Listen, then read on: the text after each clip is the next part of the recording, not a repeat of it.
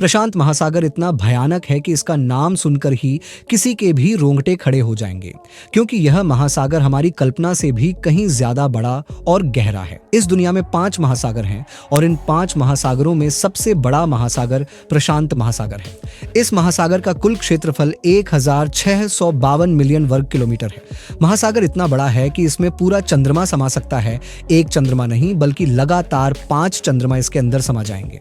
यदि हमारी पृथ्वी के सभी पर्वत, रेगिस्तान, जंगल, द्वीप और भूमि को समुद्र के अंदर रखा जाए तो यह महासागर 30% क्षेत्र को कवर करेगा, जो 438 दिनों के लिए दुनिया के सबसे निर्दयी महासागर प्रशांत महासागर में खो गया था। 14 महीने बाद 17 नवंबर 2012 मैक्सी कोस्टा लौटा जो साल्वाडोर अल्वरंगा एजुल नामक एक छोटे से गांव का एक मछुआरा अपने दोस्त एजेकियल कोर्डोवा के साथ एक छोटे से बोट पर मछली पकड़ने के लिए मार्शल द्वीप से समुद्र में गया। केवल 7 मीटर लंबा एक मोटर और मछली पकड़ने के लिए केवल एक हैंडल के साथ वे बॉक्स ठीक करते हैं। मछली पकड़ने जाने के लिए तट से 120 किलोमीटर दूर, लेकिन 80 किलोमीटर के बाद उन्होंने देखा कि तेज हवाओं और हल्की बारिश की बूंदों के साथ मौसम खराब होना शुरू हो गया है। लेकिन अल्वरंगा ऐसा करते हैं और आगे बढ़ते हैं। जैसे ही वे बारिश और तूफान की गति को आगे बढ़ाते हैं, उनके दोस्त कोर्डोबा बढ़ते हैं, डर जाता है और अल्वरंगा को चेतावनी देता है कि आगे बड़ा खतरा हो सकता है, इसलिए अभी तट पर लौट जाना ही बेहतर होगा। लेकिन अल्वरंगा उसकी बातों पर अमल नहीं करता है। कर्णपति ने नहीं सोचा था कि शायद थोड़ी देर बाद तूफान रुक जाएगा, लेकिन अचानक अल्वरंगा को एहसास हुआ कि उन्होंने बहुत बड़ी गलती कर दी है। समुद्री तूफान इतना भयंकर हो गया था कि वे नाव में ठीक से बैठ नहीं पा रहे थे। वे अपनी नाव को निकालने की कोशिश करते रहे, लेकिन ऐसा नहीं हुआ। बहुत देर हो गई। ऐसा हुआ कि उनकी छोटी नाव समुद्र की विशाल लहरों की चपेट में आ गई।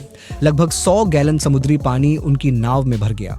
डर और चिंता में अल्वरंगा ने एक कठोर निर्णय लिया। उसने नाव में सब कुछ पानी में फेंक दिया, यहाँ तक कि उनका भोजन भी। किसी और ने एक जहाज के साथ जमा पानी को साफ करने की सख्त कोशिश की। यह तेज समुद्री तूफान लगभग 5 दिनों तक जारी रहा। लहरों के कारण जीपीएस, रेडियो सहित सभी इलेक्ट्रॉनिक उपकरणों के साथ इंजन भी नष्ट हो गया। हालांकि उपकरण क्षतिग्रस्त होने से पहले अल्वरंगा ने अपने बॉस को एक संकेत भेजा था, लेकिन जीपीएस की कमी के कारण उनके सटीक स्थान का पता लगाना असंभव है। उनके मालिक ने एक बड़ा खोज और बचाव अभियान चलाया, लेकिन फिर भी मौसम की स्थिति भयानक थी। एक छोटी 7 मीटर लंबी नाव जिसमें कोई रोशनी नहीं थी और यह छोटा बोट बड़ी लहरों में खो गया। उन्होंने सोचा कि बचाव दल के लिए खोज एक असंभव कार्य था। हो सकता है कि 2 मछुआरे पहले ही मर चुके हों। 3 दिनों के खोज अभियान के बाद वे निराश होकर वापस आ गए। इस बीच अल्वरंगा और कोर्डोबा तूफान से बचने के लिए बर्फ के डिब्बे के अंदर छिप गए।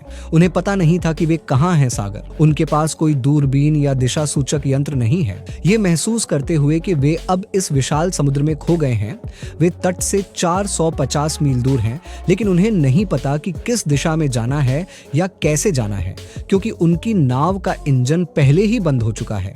अब उनके पास वहां न तो खाना है और न ही पीने के लिए अब पानी नहीं रहा। मछली पकड़ने की देखभाल ऐसे ही 5 दिनों तक चलती है और वे घंटों तक अपने हाथ पानी में रखते हैं और जब कोई मछली उनके हाथ के पास आती है तो वे तुरंत उसे पकड़ लेते हैं और फिर उन मछलियों को कुछ देर धूप में सुखाते हैं। अपनी प्यास बुझाने के लिए वे उन्हें कच्चा खा जाते थे। वे अपने जन्म का सपना देखते थे या कछुए का खून पीते थे, क्योंकि अगर वे समुद्र का खारा पानी पीते तो वे मर जाते। लगभग 14 दिनों के बाद उन्होंने अचानक आकाश में खुशी की एक झलक देखी।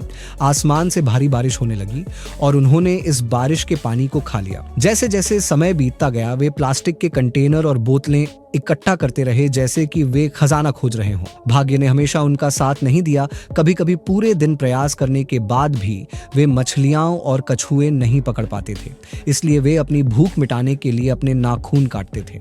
जिस मानसिक और शारीरिक यातना से वे गुजर रहे थे वह हमारी कल्पना से परे थी। लगभग 4 महीने तक। कुछ महीनों के बाद वे एक खेल में आए जहां समुद्री पक्षी उड़ते थे और कभी कभी ये पक्षी उनकी नावों के ऊपर से उड़ते थे। बास्तों ने अब इन पक्षियों को पकड़ना और खाना शुरू कर दिया।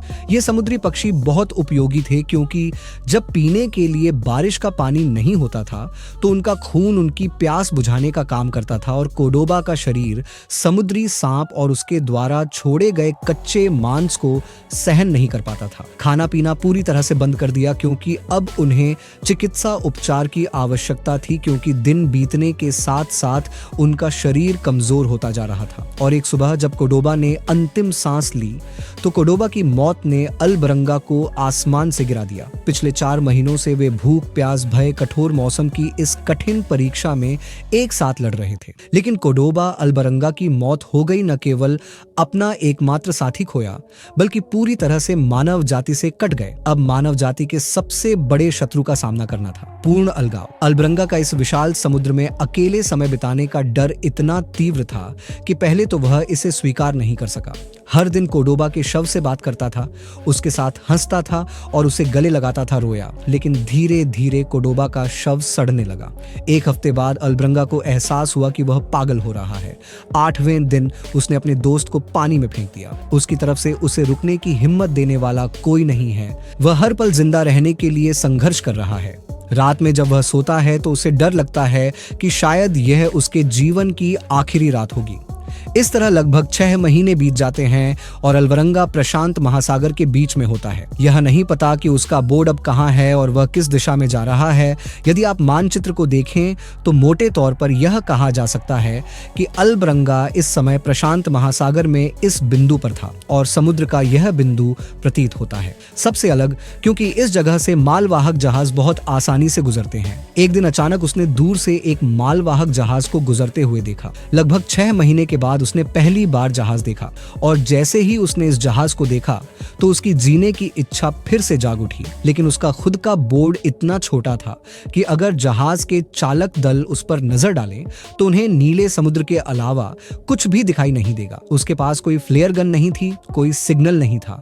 फिर भी उसका शरीर कमजोर था। अनगिनत बार चिल्लाया, लेकिन उसकी चीखें धीरे धीरे हवा में दब गईं और जहाज धीरे धीरे उसकी नजरों से ओझल हो गया। इतने लंबे समय तक अत्यधिक मानसिक और शारीरिक यातना सहने के बाद अल्बरंगा इस छोटे से बोट पर तट से लगभग 8000 किलोमीटर दूर चला गया। अब वह केवल मर रहा है। एक सुबह जब वह सो रहा था तो पक्षियों के झुंड की आवाज से उसकी नींद खुल गई और उसने देखा कि उसके सिर के ऊपर बहुत सारे पक्षी उड़ रहे थे, लेकिन वे समुद्री पक्षी नहीं थे। सीबर्ड को सामान्य जानवर दिखाई देते हैं जिन्हें वह काफी समय से मार कर खा रहा है। जब वह पानी की ओर देखता है तो उसे पानी में तैरते हुए नारियल दिखाई देते हैं और जब वह अपनी नाव पर खड़ा होता है तो उसे एहसास होता है कि पास में ही कोई द्वीप है और दूर से देखता है तो उसे दूर एक द्वीप दिखाई देता है और इस द्वीप को देखने से ऐसा लगता है कि मृत व्यक्ति की आत्मा फिर से जीवित हो गई है। लेकिन उसे फिर से द्वीप खो जाने का डर था, इसलिए वह जहाज से उतर गया और 30 जनवरी को द्वीप की ओर तैर गया।